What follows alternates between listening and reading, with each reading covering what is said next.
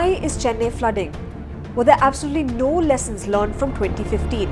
And who is to blame? We have some answers. But first, the News Minute cannot do stories and videos like this which take time, effort and resources without your support. So do become a member of the News Minute community by clicking on the link in the description below. And don't forget to subscribe to our YouTube channel. Chennai recorded over 200 millimeters of rainfall in just 24 hours on November 7th, making it the highest in 6 years.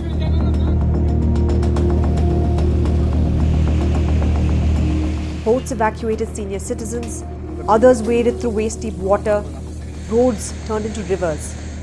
Water was released from reservoirs that were up to the brim. If you live in Chennai, you should know that heavy rains alone do not cause flooding. This is no longer a once-in-a-century extreme event. Flooding will be a recurring nightmare. So will water scarcity.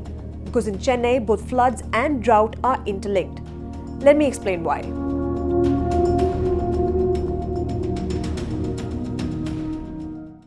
First, let's take a look at Chennai's geography. The city is flat with many areas at sea level.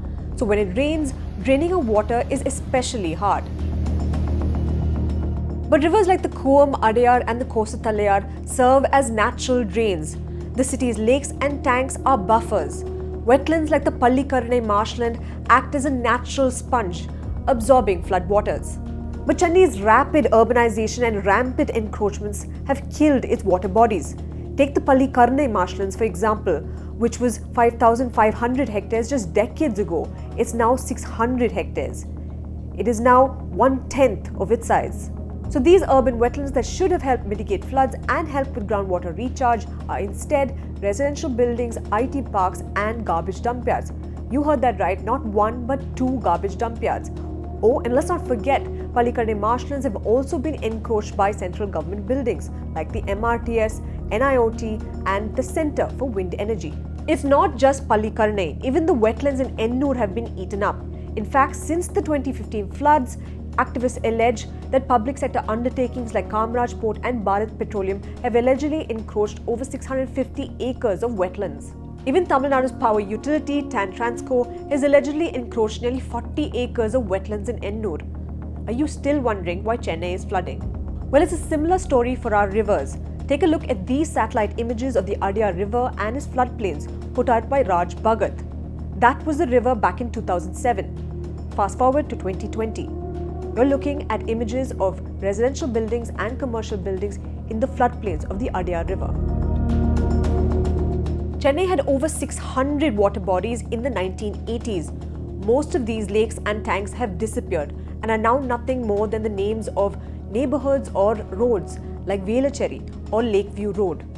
Those that remain are severely encroached or contain sewage. So are you still wondering what lessons have been learned since the 2015 Chennai floods?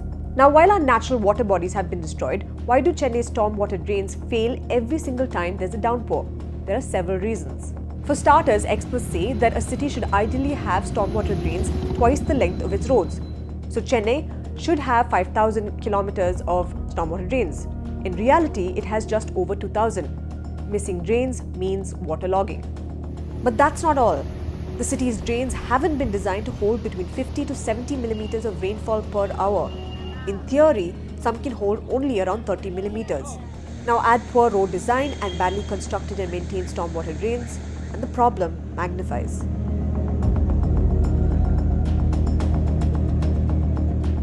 So who is to blame? Successive governments and corrupt officials have allowed Chennai's water bodies to be destroyed for the sake of real estate.